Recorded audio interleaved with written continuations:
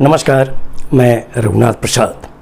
आज देश की सामाजिक न्याय की जनता और सामाजिक न्याय के नेता और सामाजिक न्याय की राजनीति करने वाले राजनीतिक दलों के समक्ष दो उदाहरण प्रस्तुत करना चाह रहा हूँ कि बिहार जैसे राज्य में वर्ष 1963 और वर्ष 1967 में दो पिछड़े नेताओं को किस तरह से जातिगत राजनीति की कॉन्स्पायरेसी के तहत मुख्यमंत्री होने से रोक दिया गया। बिहार में स्वतंत्रता के बाद स्वतंत्रता सेनानी डॉक्टर श्री कृष्ण सिंह मुख्यमंत्री के पद पर आसीन हुए और उप मुख्यमंत्री के पद पर श्री अनुग्रह नारायण सिंह। वर्ष 1961 में डॉक्टर श्री कृष्ण सिंह की मृत्यु हुई। उसके बाद मुख्यमंत्री पद पर एक अन्य स्वतंत्रता सेनानी पंडित विनोदानंद झा जी मुख्यमंत्री के पद पर आसीन हुए। कांग्रेस पार्टी में बड़े नेता कामराज नाडार, जो कांग्रेस पार्टी के अध्यक्ष भी थे, उनकी अध्यक्षता में एक कमेटी बनी कि संगठन को कैसे मजबूत किया जाए। वो कामराज योजना के नाम से जाना जाता है।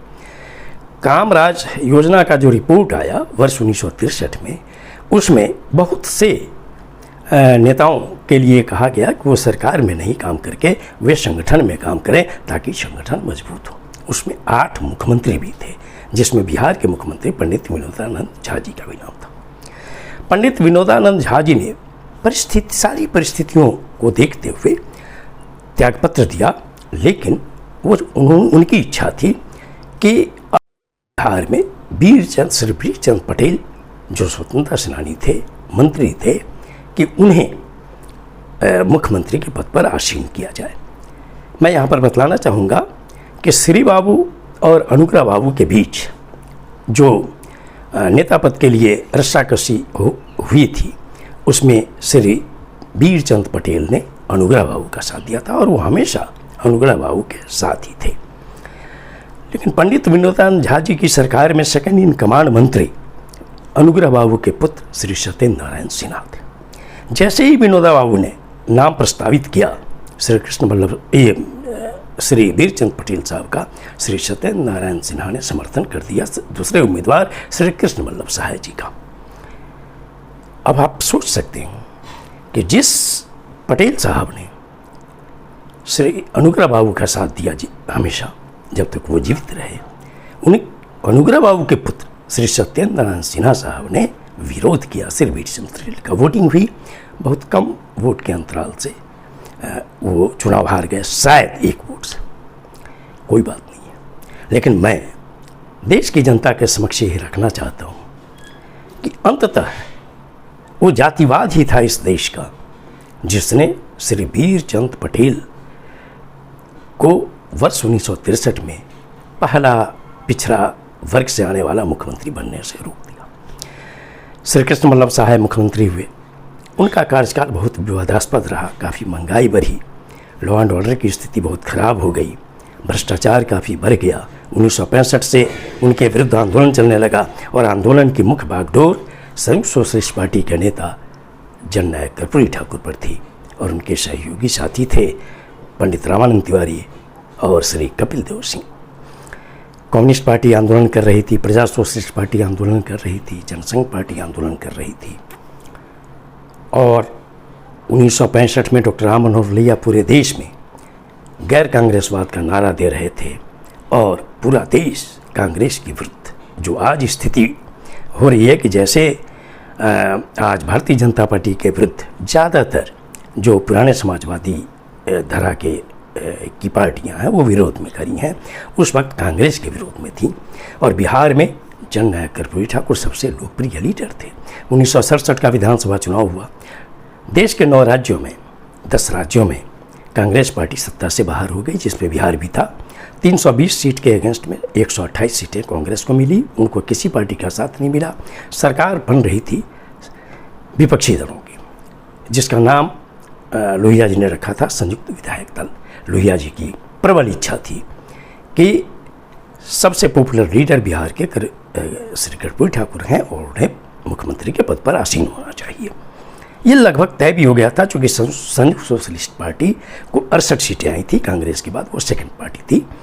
और उसके बाद CPI और जनसंघ को 22 सीटें थी, प्रजा सोशलिस्ट पार्टी को भी 14 सीट थी। लेकिन SSP के बाद जो सबसे बड़ा दल था वो था जन क्रांति दल, राजा रामगढ़ श्री कामाख्या नारायण सिंह का। नेता पद के लिए एक बैठक बुलाई गई। संयुक्त सोशलिस्ट पार्टी के लीडर श्री कपिल देव सिंह, जो कर्पूरी जी के अन्यतम सहयोगी रहे, उनके आवास पर, विधायक आवास पर, जो R ब्लॉक पटना के निकट था। लगभग तय हो गया था कर्पूरी जी का नाम, लेकिन अचानक एंट्री होती है राजा रामगढ़ की, अपने भाई बसंत नारायण सिंह की, जो इंग्लैंड से पढ़कर आए हुए थे। राजा रामगढ़ ने कहा, कामाख्या नारायण सिंह ने, कि KB सहाय को चुनाव में पटना की सीट पर हराया है श्री महाराजा प्रसाद सिन्हा ने, जो हमारे दल के विधायक हैं, इसलिए हराने वाले को ही मुख्यमंत्री होना चाहिए। बेजोड़ तर्क था। ये भूल गए राजा रामगढ़ कि KB शायद दूसरी सीट से भी हारे थे, हजारीबाग से, जहां श्री रघुनंदन प्रसाद ने उन्हें हराया था। ये रिसर्च का विषय है कि श्री रघुनंदन प्रसाद किस जाति से थे। उनका नाम नहीं लिया गया, महामाया बहू का नाम लिया गया।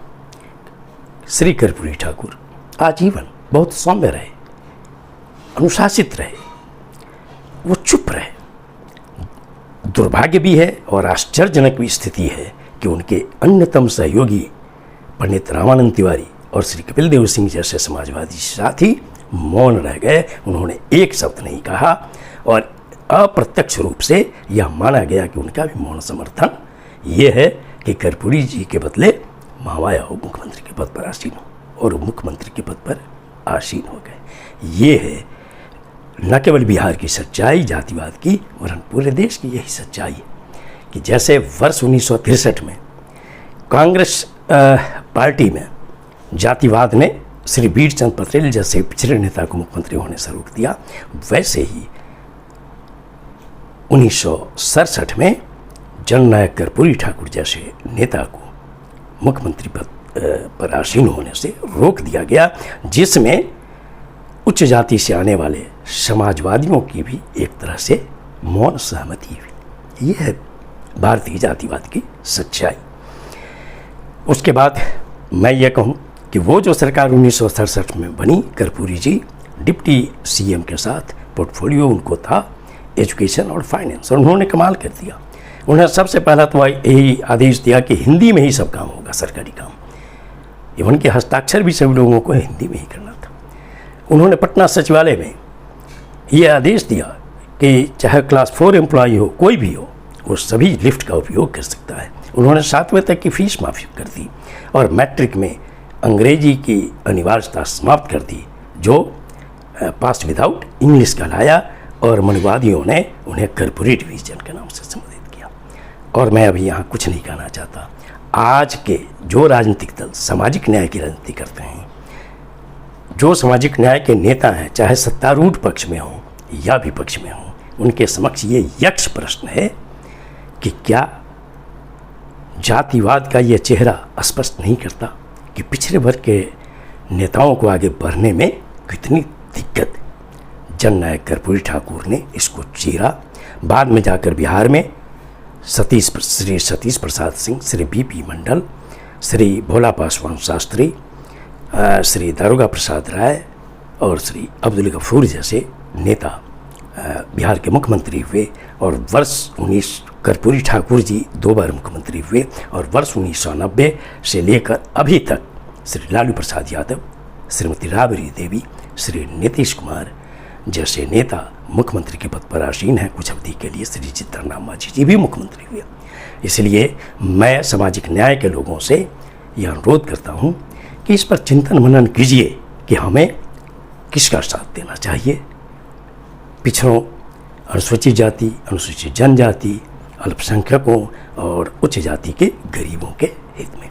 ये वीडियो आपको अच्छा लगा हो तो निश्चित तौर पर लाइक करें, शेयर करें। अब तक मेरे चैनल को आपने सब्सक्राइब नहीं किया, सब्सक्राइब करें, बेल आइकन को बस टच करें ताकि मेरे हर आने वाले वीडियो का नोटिफिकेशन आपको तुरंत मिल जाए। आप सभी लोगों के लिए शुभकामनाएं। धन्यवाद। जय हिंद।